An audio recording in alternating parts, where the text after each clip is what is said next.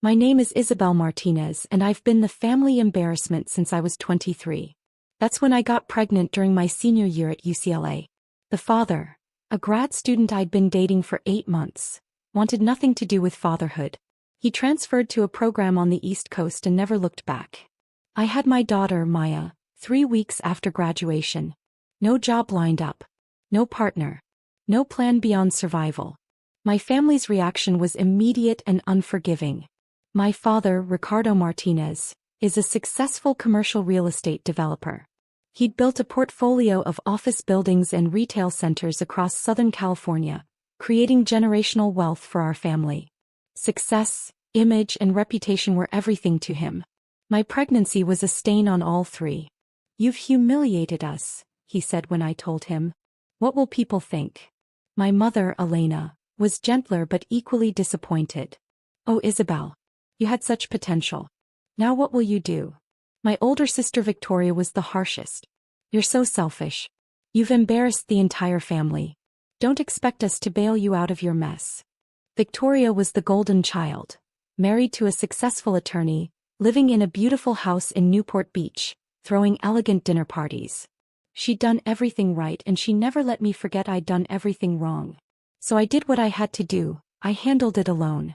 I moved into a tiny one-bedroom apartment in Koreatown, got a job as a paralegal at a personal injury law firm, and raised Maya on my own.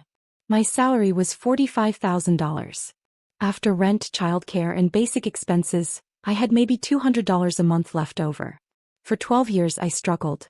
I worked overtime whenever I could. I took freelance document review projects on weekends. I learned to make every dollar stretch impossibly far. And I stayed away from family events.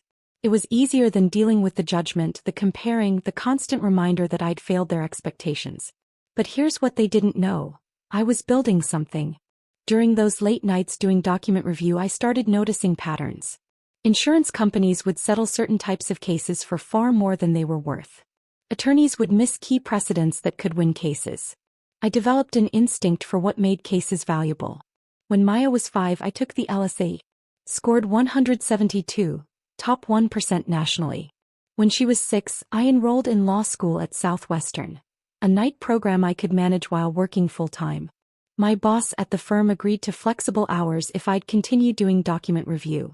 For 3 years I worked 40 hours a week, went to school 20 hours a week, and raised a daughter.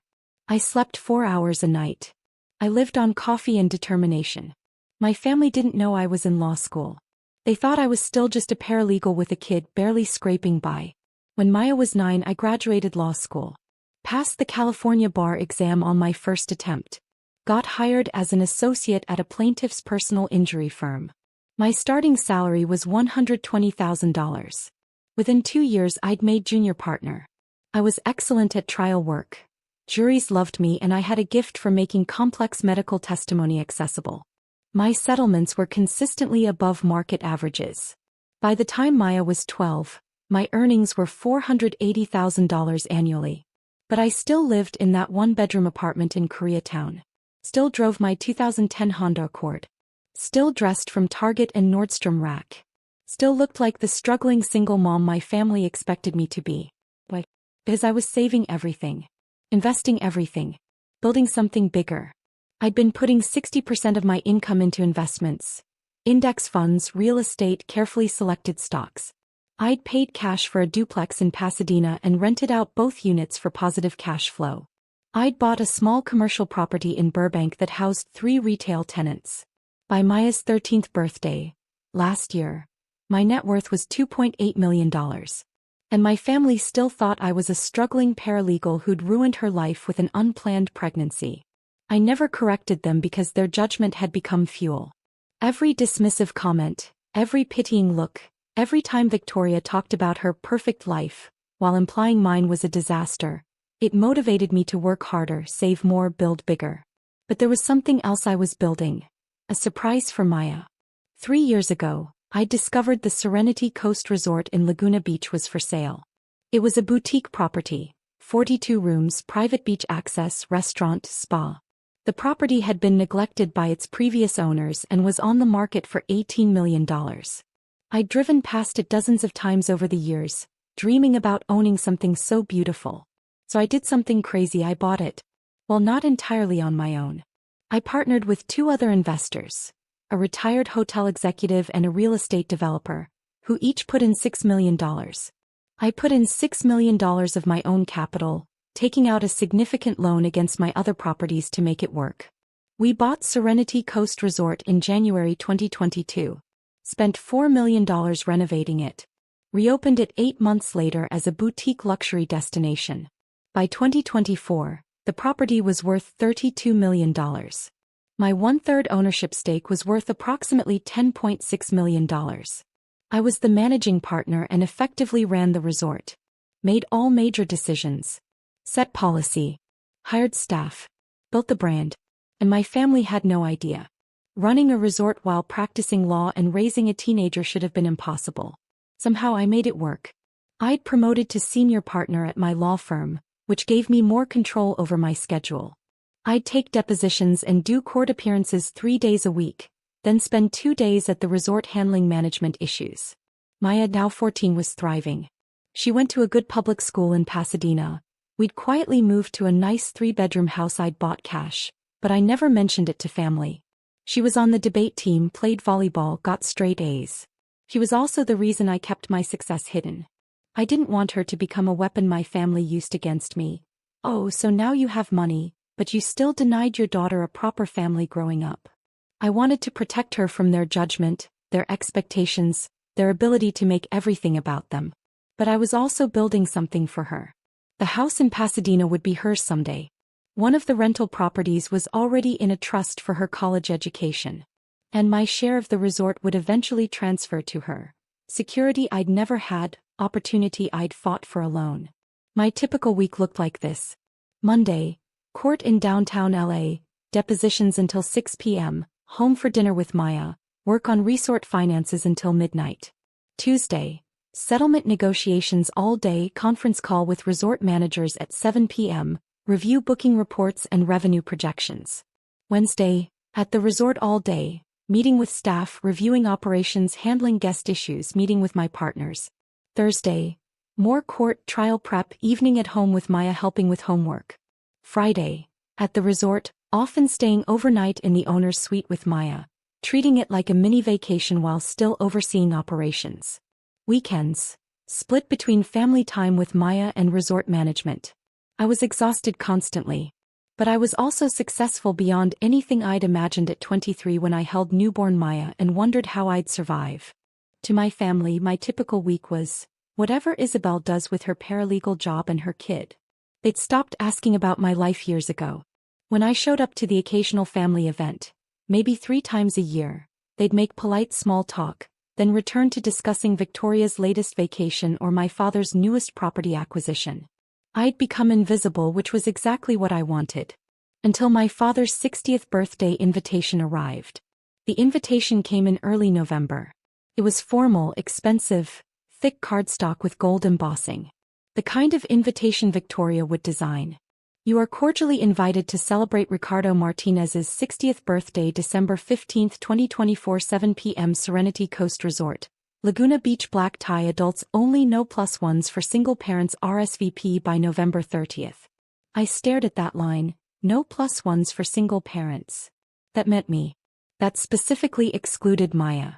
I called Victoria, who'd organized the party. Hey Vic, got Dad's invitation.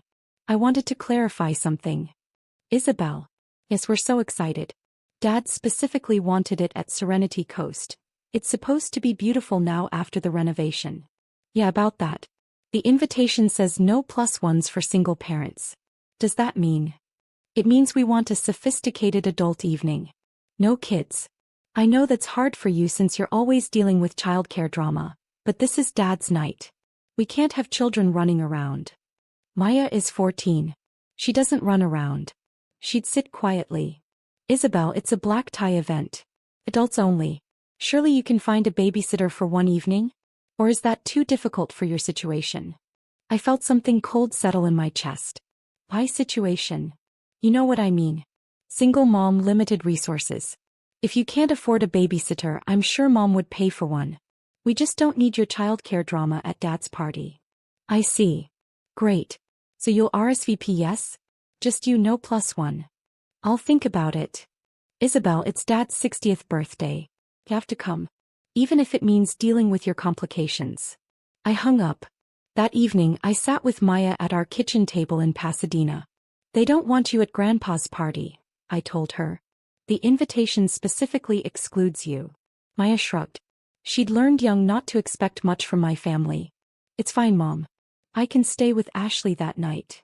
It's not fine. You're his granddaughter. You should be included.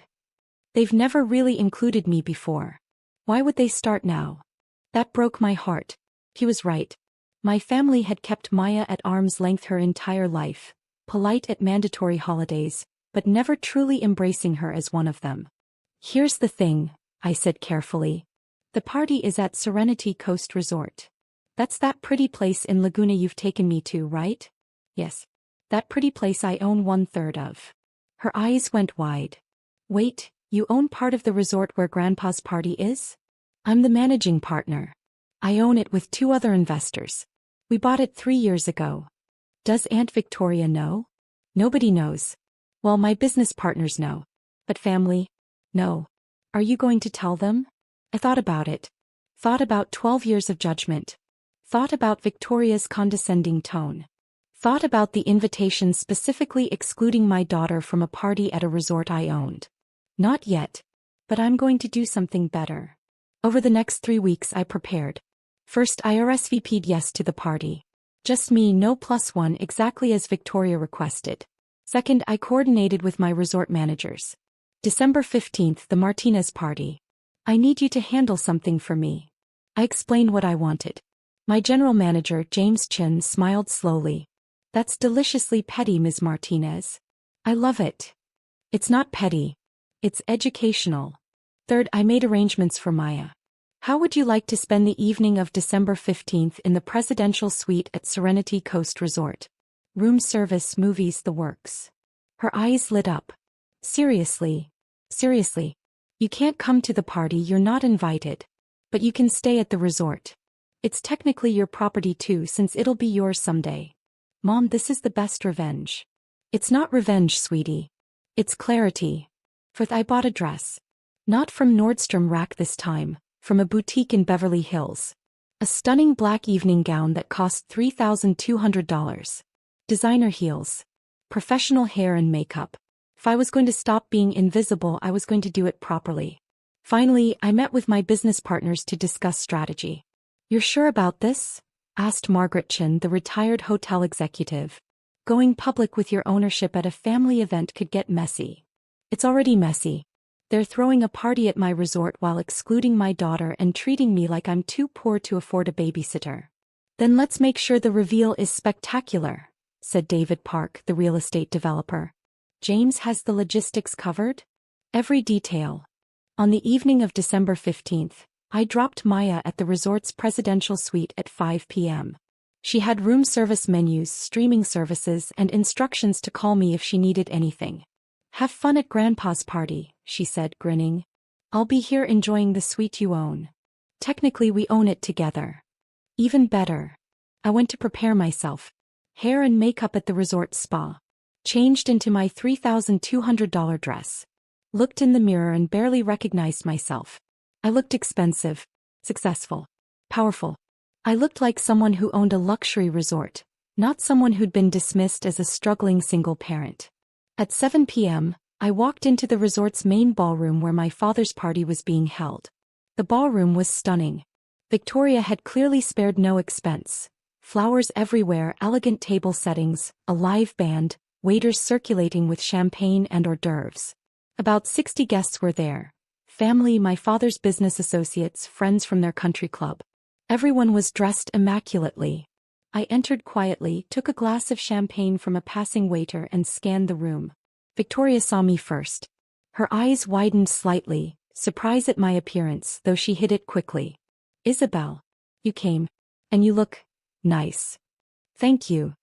Where did you get that dress? A boutique in Beverly Hills. Must have cost a fortune. Did you? Can you afford that? I managed. Mom approached, kissing my cheek. Isabel, darling. You look lovely. I'm so glad you could make it. Was it difficult finding childcare? It worked out. Dad was holding court near the bar, surrounded by business associates. When he saw me, he waved me over. Isabel. My youngest daughter. She's a paralegal in Los Angeles. He said it with the tone people use when trying to put positive spin on disappointment. I smiled and shook hands with his associates, letting them make assumptions about my modest career and difficult life as a single parent. Dinner was served at 8 p.m. I was seated at a table with some of Victoria's friends and their husbands, successful couples who talked about their recent trips to Europe, their kids' private schools, their investment properties. They asked me politely what I did. I said, legal work and some real estate investing. Oh, that's interesting, one woman said in a tone that meant the opposite. Victoria mentioned you're raising your daughter alone? That must be so hard. It has its challenges. I can't imagine. We have 2 nannies and I still feel overwhelmed. How do you manage on a paralegal salary? Before I could answer, Victoria clinked her glass for attention. Everyone. Thank you so much for joining us to celebrate my father's 60th birthday. Dad, we love you so much. You've built an incredible life, an incredible business, and you've given us all such opportunities. She went on talking about his success, his generosity, his vision. Everyone applauded. Then she added, Dad specifically chose Serenity Coast Resort for this celebration because he appreciates excellence. This resort recently underwent a complete renovation and is now one of the premier boutique properties in Laguna Beach. It's exactly the kind of sophisticated venue that reflects Dad's taste and success. More applause. I sipped my champagne and waited. Dinner continued. The main course was served, filet mignon and lobster tail. The wine flowed. Conversation buzzed. Around 9 p.m., James Chin, my general manager, approached the table where Dad and Victoria were sitting with some family members and business associates. I watched from my table across the room. Excuse me, Mr. Martinez? James said politely.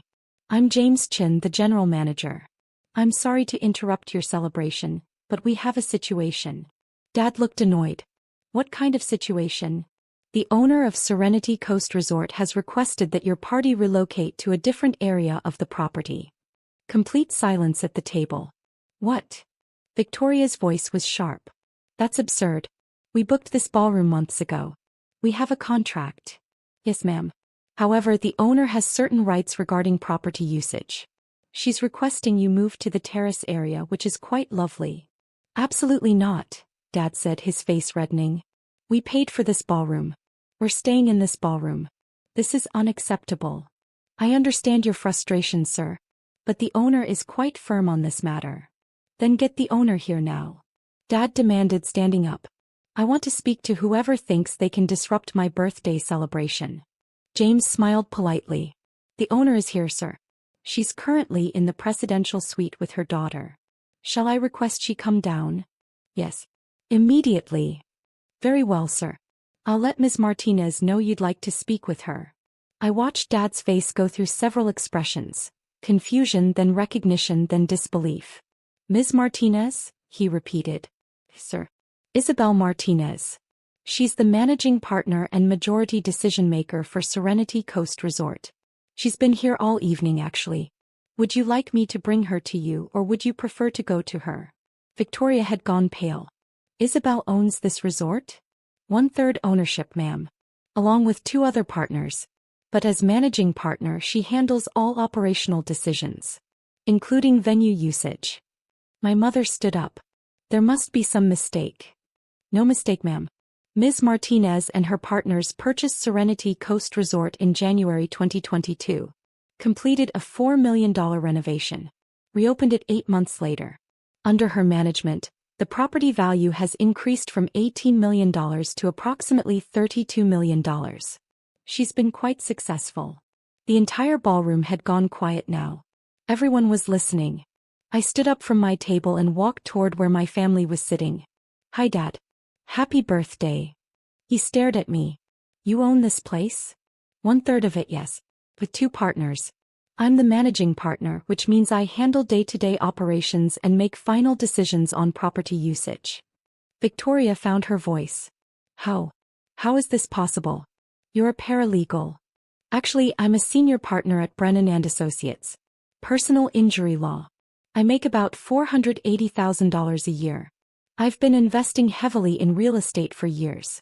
My net worth is approximately $2.8 million, not counting my share of this resort, which is worth about $10.6 million. Mom sat down heavily. $2.8 million? Give or take. The exact number fluctuates with the market. But, you live in Koreatown. You drive an old Honda. You dress from Target. Actually, I live in a 3-bedroom house in Pasadena that I paid cash for. And this dress is Armani, cost $3,200. I just chose to live modestly while building wealth. Funny how you never asked about my actual life. You just assumed I was struggling because that fit the narrative you wanted. Dad finally spoke. Why didn't you tell us? Because you didn't want to know. You wanted me to be the daughter who messed up, who got pregnant too young, who ruined her potential. That made you feel better about yourselves. Especially Victoria. That's not true, Victoria started. Your invitation said, no +1s for single parents, and you told me you didn't need my childcare drama. At a party at my resort. Where my daughter, your niece, was specifically excluded. We didn't know you owned it. You shouldn't have needed to know I owned it to treat me with respect. To include Maya. To stop judging me for choices I made 13 years ago. The room was absolutely silent except for the band, which had stopped playing. So here's what's going to happen, I continued. You can finish your dinner. You can have cake. You can celebrate Dad's birthday. But it's going to be on my terms at my property with my rules. Isabel, please, Mom said quietly. We didn't mean to hurt you. Yes, you did. For 12 years, you've treated me like a cautionary tale. Like someone who needed to be pitied and dismissed. And I let you because I was busy building something real. But I'm done being invisible. I turned to James. Actually, we don't need to relocate them. They can stay in the ballroom. But I want every bill tonight sent to me. Dinner, drinks, all of it. I'm treating. Victoria's face went red. We can pay for our own party. No. This is my gift to Dad. A party at my resort, paid for by the daughter you thought was broke. I turned to leave, then paused.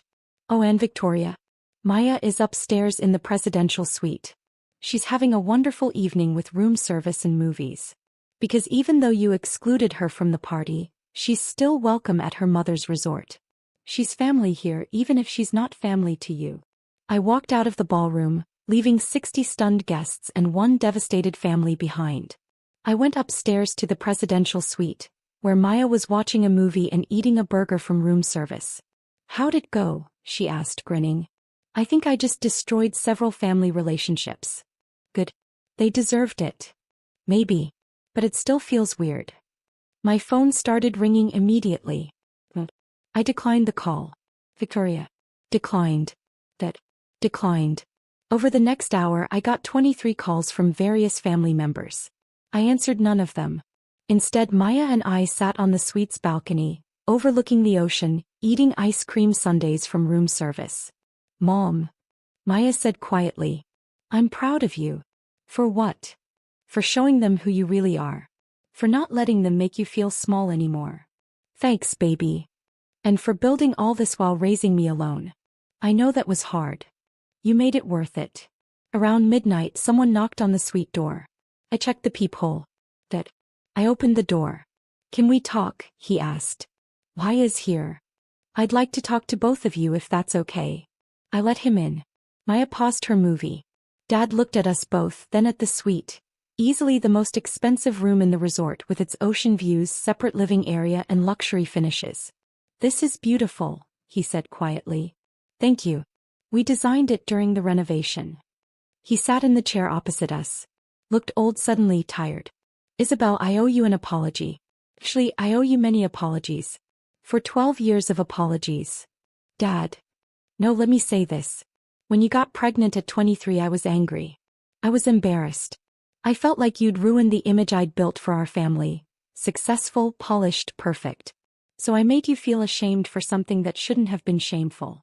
For having a baby. For raising her alone when her father abandoned you. For surviving and building a life anyway.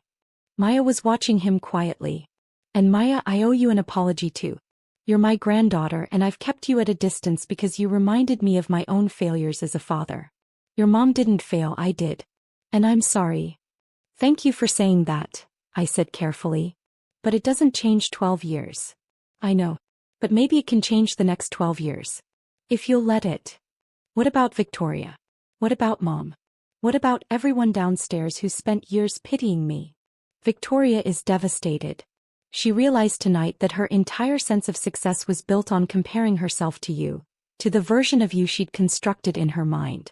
Learning you're actually more successful than she is. It's shaken her. Good. And your mother is crying in the bathroom. She realizes she failed you.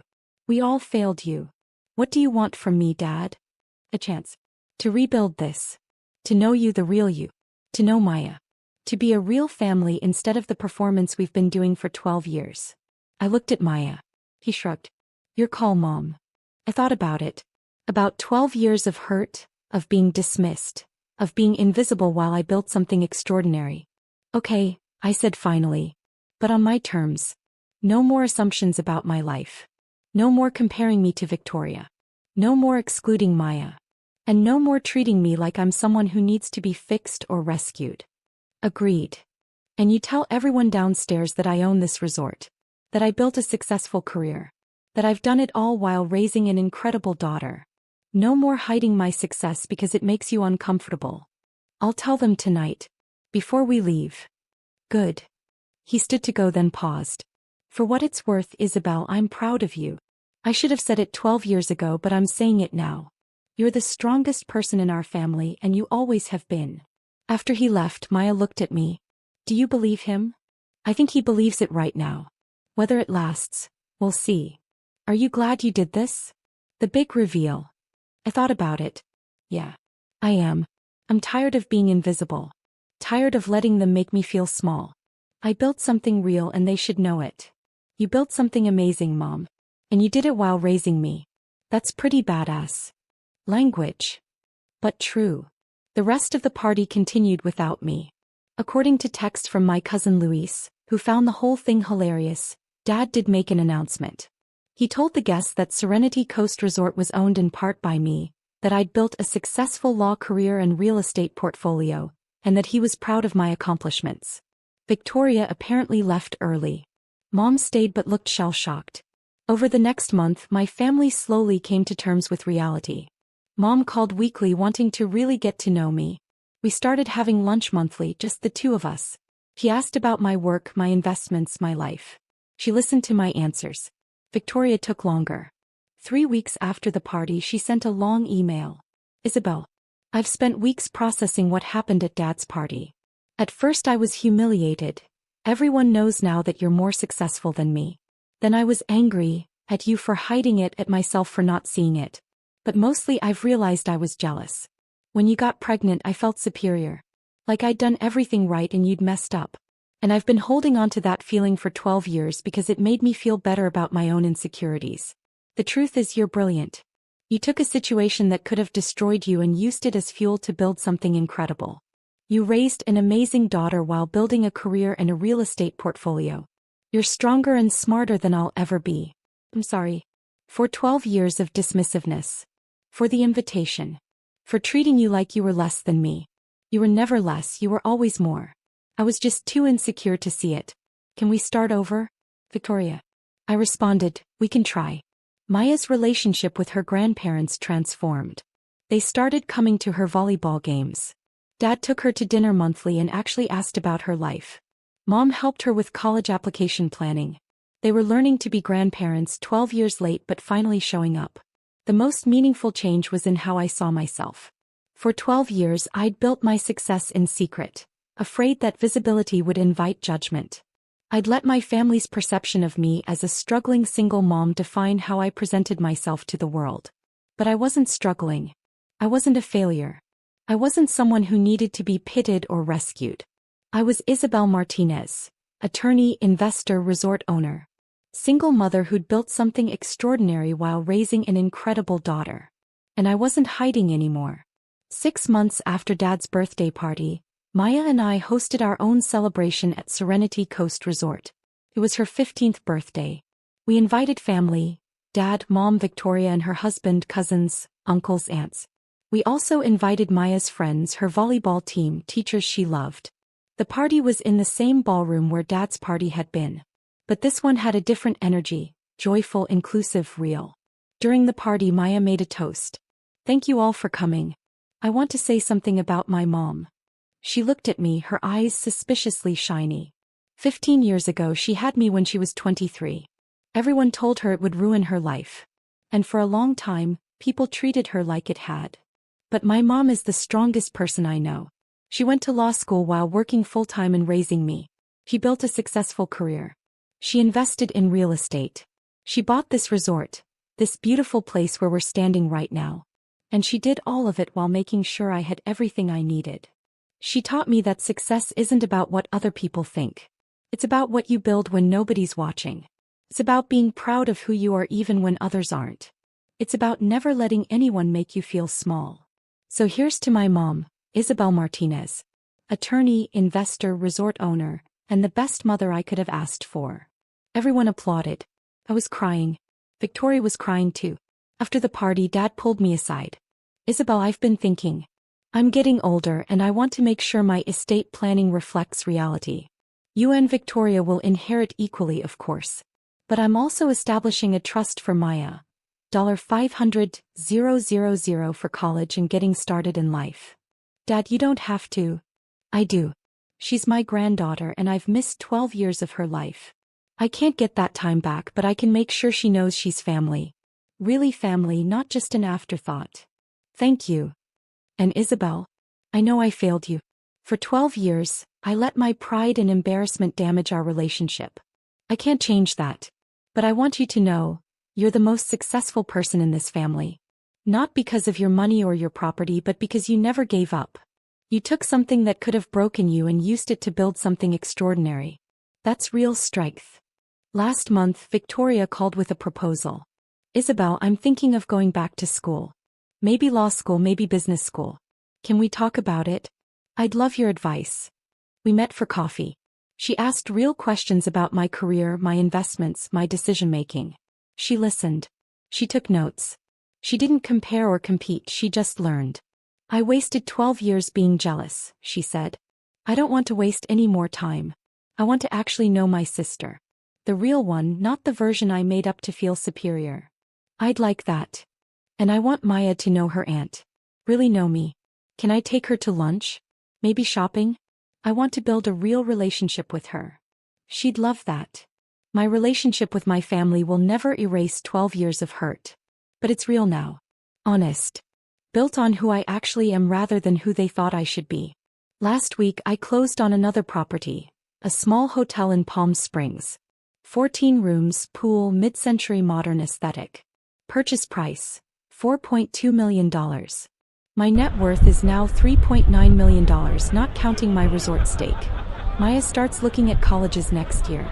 She wants to study business, maybe go into hotel management. I want to build things like you did, Mom. But maybe I'll start with a better foundation. You already have a better foundation. You have a mother who sees you, supports you, and will never make you feel like you have to hide your success. Best foundation possible. Dad's birthday invitation said, "Adults only, don't bring your drama." He was right about one thing. I did bring drama. But it was truth-telling drama, not childcare drama. And the truth was this. I'd built an empire while raising my daughter alone, and I wasn't apologizing for it anymore.